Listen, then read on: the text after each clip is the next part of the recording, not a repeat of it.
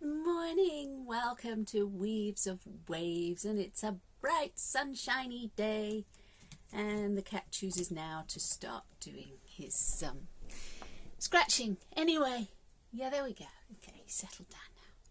So I hope you're all well, and yeah, I'm having awful troubles uploading videos. I have very little internet here, so I'll probably be sitting on the side of the road looking for a Wi-Fi spot to upload this one. But we will sort it, And the other thing I need to sort is, because I've changed my carrier carrier. They block BitChute, and I kind of enjoyed BitChute.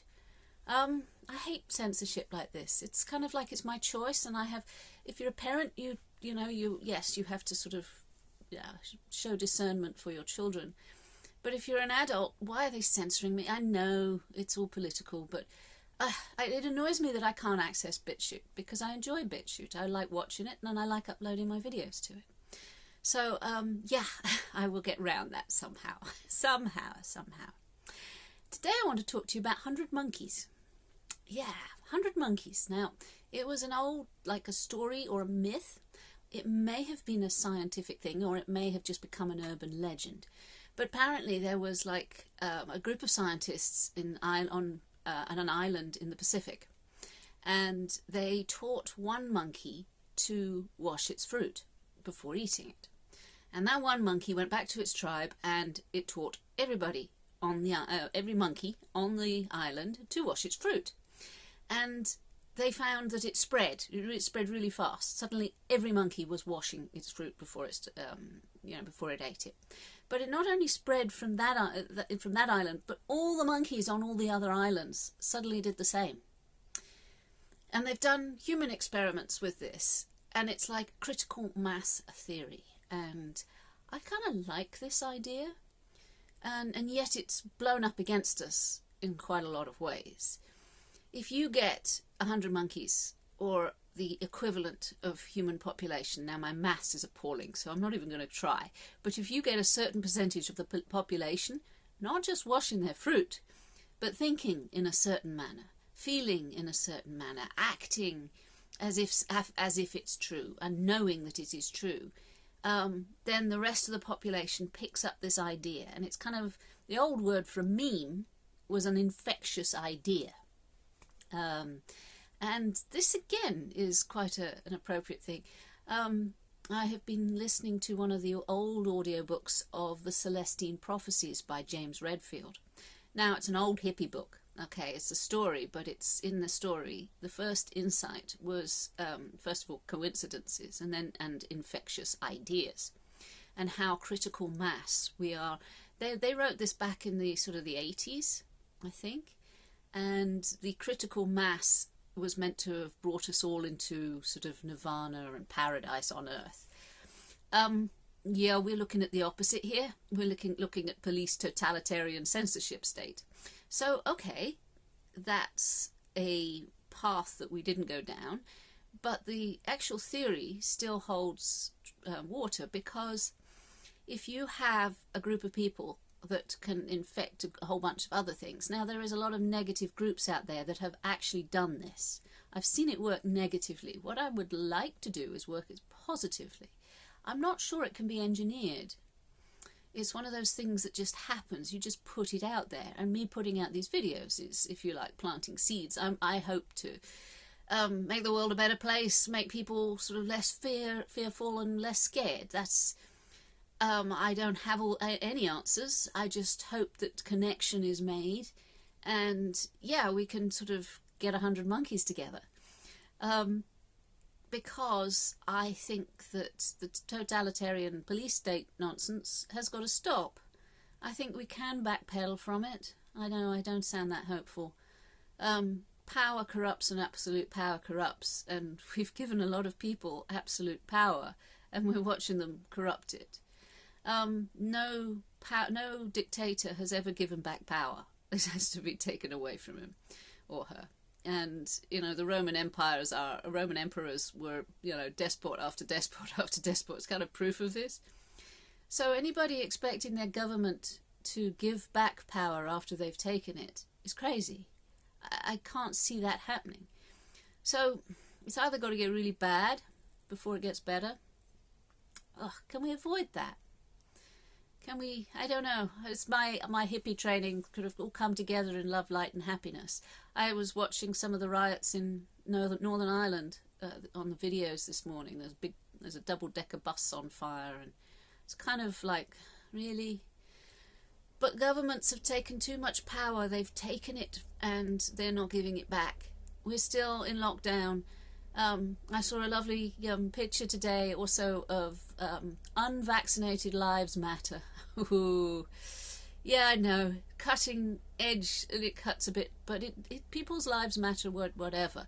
But it's not the point. The point is we're now hitting a point where we're giving too much power to our government, and our government doesn't fear us anymore. And perhaps they should. We watched an amazing film last night. Well, it wasn't amazing. It was really well acted. It was called The White Chamber. And yeah, it was all about Britain had risen up and there was a war going on, a civil war. Can we avoid that? I really don't want that sort of behavior. It scares me, because there has to be a solution that before we could hit the violence. And I don't know, it's like we're being pushed into violence. Our government would like violence and we're just serving them that way. So can we avoid it? I don't know. I don't know at all. And the answers have got to be found within and without. So in other words, it's one monkey at a time.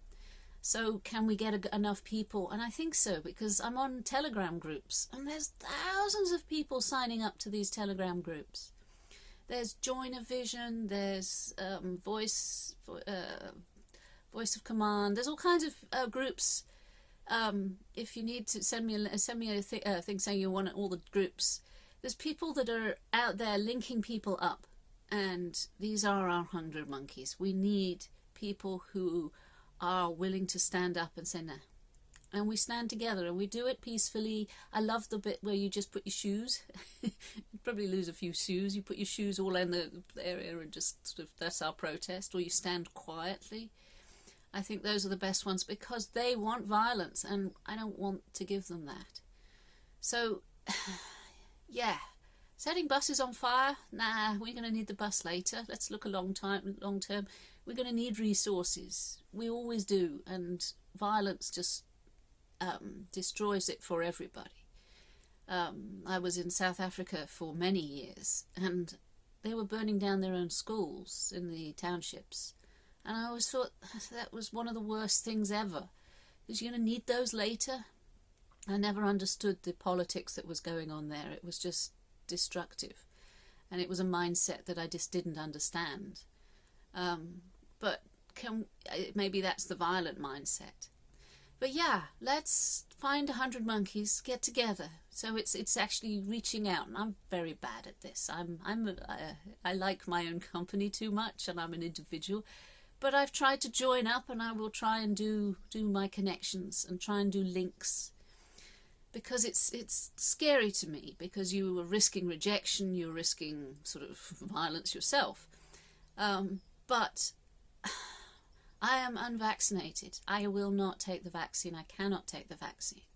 Therefore, this putting me into a place where I don't object if you took the vaccine. Don't get me wrong. I'm not saying you're wrong. I'm just saying that I'm not wrong by refusing. So it's putting me into a place where I'm now becoming a second-class citizen. It's bringing back what I see as apartheid, which is like, whoa. Because I will not be able to go to various places. And that sort of coercion is scary. Because if I took the vaccine, I could be exceedingly ill. I could die. I could have the blood clots. I could have all kinds of things. I've had it before with vaccines. So putting me into a position where I'm going to put more pressure on the NHS, probably for the rest of my life. I want insurance. I want, if I get this vaccine, somebody's going to pay for me to have good health care for the rest of my life, because I'm putting my life at risk.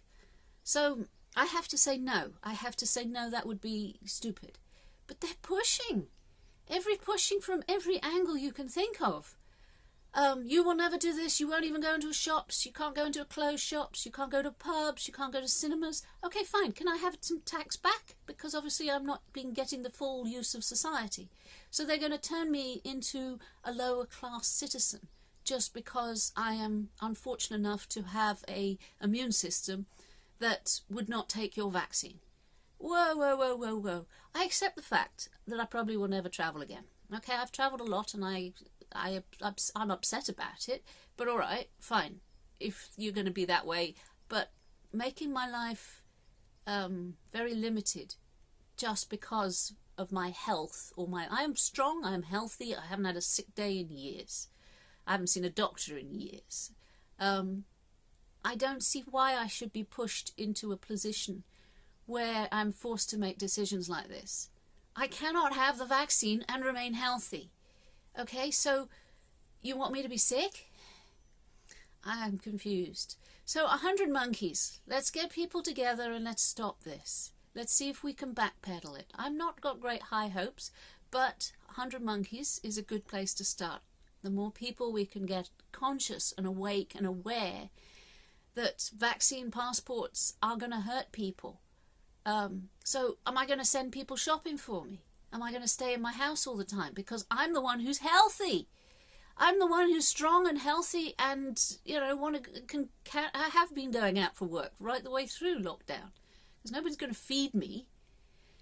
Ah, dear. So, yeah, it troubles me. So we want to get people together. And that is where I'm going with this.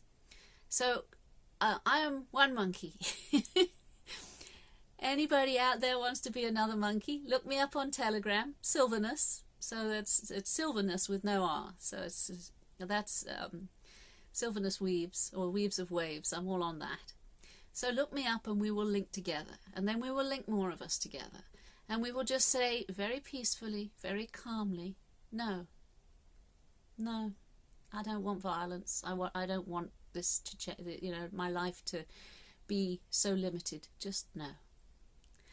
Okay, I hope I haven't sailed too close to the edge here.